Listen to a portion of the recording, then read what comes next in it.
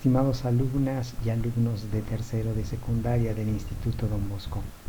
El día de hoy vamos a abordar el tema que lleva por título la democracia como forma de organización social y política.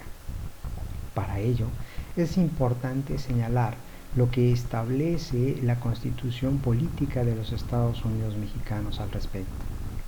Como tú sabes, la Constitución mexicana, como máximo ordenamiento jurídico, organiza al Estado mexicano y lo organiza tomando como base 3 artículos constitucionales, que son el artículo 39, el artículo 40 y además el artículo 41.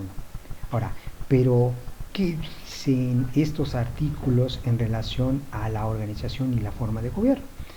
El artículo 39, notarás, establece lo relacionado con el lugar que va a obtener o a tener el ciudadano y el pueblo mexicano en lo que es el gobierno. Y dice bien claramente el artículo 39, la soberanía nacional radica esencial y originariamente en el pueblo. ¿Qué significa esto? No otra cosa, sino que es el pueblo quien ocupa ese lugar más importante dentro del gobierno. Es decir, que en él radica la soberanía y por lo tanto esa autoridad y esa potestad de gobernar. Primer punto. Ahora, de la misma forma, en el artículo 40 de la Constitución, vamos a ver cómo se señalan las características de la forma de gobierno de nuestro país. Y se señalan diciendo, es voluntad del pueblo mexicano constituirse en una república representativa, democrática y federal. ¿Qué quiere decir cada una de estas características? Primero, es república porque las personas que ostentan el gobierno no lo van a hacer durante toda su vida, sino que cuando pase un determinado lapso serán removidas periódicamente y serán sustituidas por otro ciudadano. Tal es el caso de ejemplos como los gobernadores de los estados, el propio presidente de la república, los diputados, los senadores, etcétera, etcétera. Concretamente, el presidente de la república es cambiado de su cargo cada 6 años. Muy bien. Ahora, pero además de ser una república, es representativa. ¿Por qué es representativa? Pues porque las personas que están ejerciendo el gobierno no lo hacen ahora sí que en nombre propio, sino son mandados, son emisarios, son enviados del ciudadano quien lo llega a poner en ese lugar de muy diferentes formas. Concretamente, la más importante es lo que se conoce con el nombre de voto. Muy bien. Ahora, ya dijimos, es república, es representativa, es democrática. ¿Por qué? Porque en una democracia las personas que ocupan el gobierno llegan a su cargo a través de lo que se conoce con el nombre de sufragio, es decir, no otra cosa que el voto.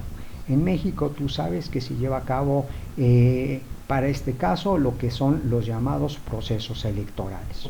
Muy bien, esta es la tercera característica.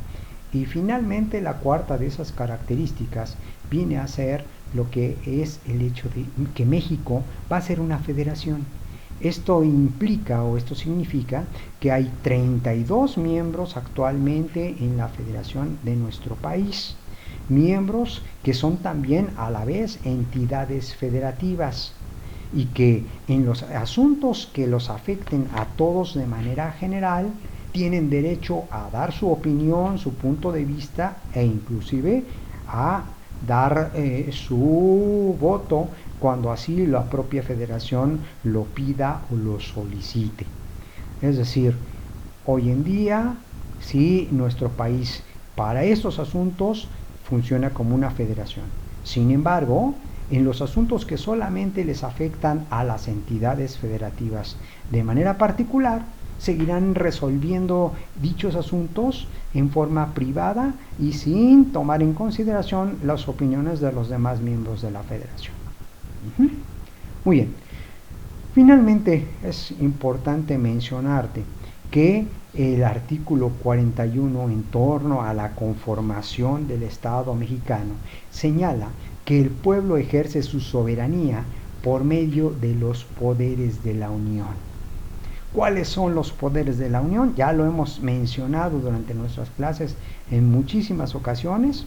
El llamado poder ejecutivo, el llamado poder legislativo y finalmente el poder judicial. Como todos sabemos, el poder ejecutivo se deposita en un ciudadano llamado formalmente presidente constitucional de los Estados Unidos mexicanos.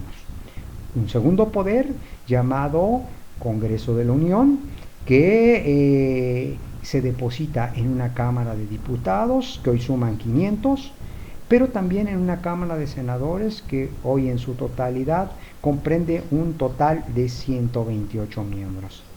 Y finalmente, un tercer poder llamado Poder Judicial de la Federación, que está integrado por varios organismos, pero de ellos el que más destaca por la importancia y la relevancia que tiene es el que se conoce con el nombre de Suprema Corte de Justicia de la Nación.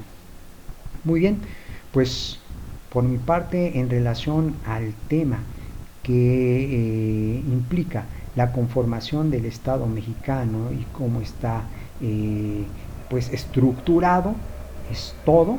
Si tienes alguna duda, alguna aclaración, recuerda que cuentas con mi correo. En breve daré respuesta al mismo, ya que diariamente revisamos los correos. Y pues que tengas un muy buen día, un gusto saludarte.